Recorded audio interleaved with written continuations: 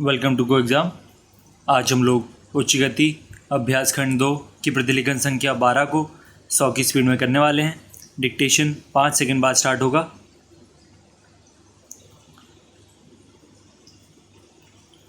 Start. भाइयों, भूगोल, पर्वत और समुद्र ने भारत के स्वरूप का निर्माण किया है।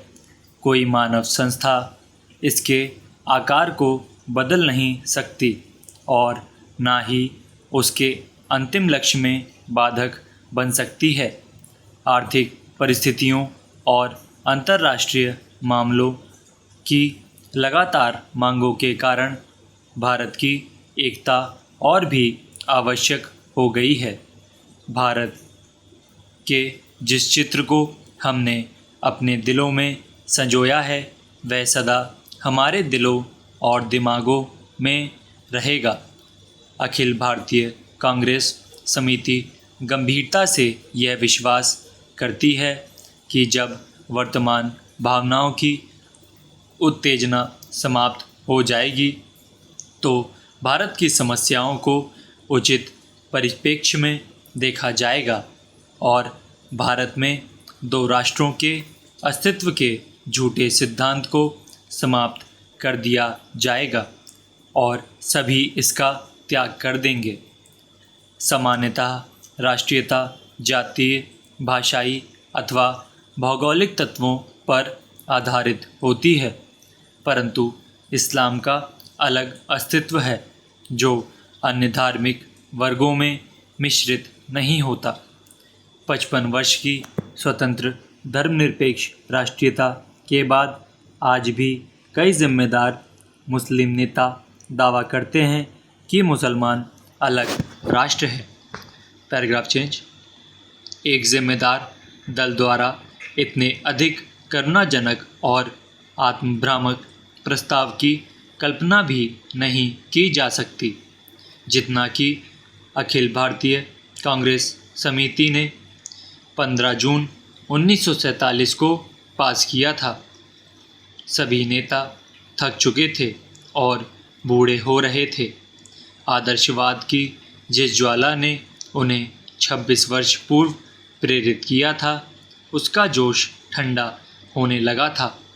कांग्रेस का विकास सदा ही बदलते नेतृत्व के माध्यम से हुआ था, परंतु पिछले 25 वर्षों में वही नेता कांग्रेस की सत्ता संभाले हुए थे।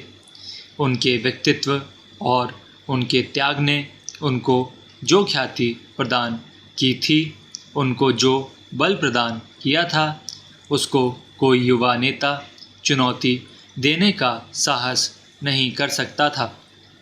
विभाजन के विरोध में केवल एक ही स्वर था और वह था गांधी जी का, परंतु वे भी बहुत बूढ़े हो गए थे और उनका स्वास्थ्य भी ठीक नहीं था।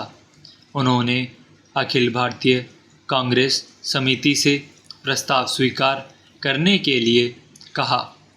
यदि वे नई कार्यकारिणी समिति और नई अंतरिम सरकार के लिए नए नेता नहीं चुन सकते। प्रस्ताव को पहले कार्य समिति ने पास किया। गांधी जी से विशेष रूप से प्रार्थना की गई थी कि वे उपस्थित हों और सभा को संबोधित भी करें। लेखक अखिल भारतीय कांग्रेस समिति की बैठक में उपस्थित था। गांधी जी का भाषण स्पष्ट रूप से उनके दुख का द्योतक था। उन्होंने कहा कि उनके विचार सर्वविदित हैं, फिर भी उन्होंने अखिल भारतीय कांग्रेस समिति को प्रस्ताव पास करने की सलाह दी। उन्होंने कहा कि अखिल भारतीय कांग्रेस समिति को इसे रद्द करने का अधिकार है, परंतु किसी ने इसका उत्तर नहीं दिया। उस समय ब्रिटेन भारत से चले जाने के लिए और अपनी साम्राज्यवादी धाक छोड़ने के लिए बहुत उत्सुक था। अब यह बोझ उनके लिए बहुत भारी हो गया था। एशिया के राजनीतिक पुनरुत्थान की उठती हुई लहर को नियंत्रित करना था। स्टॉप।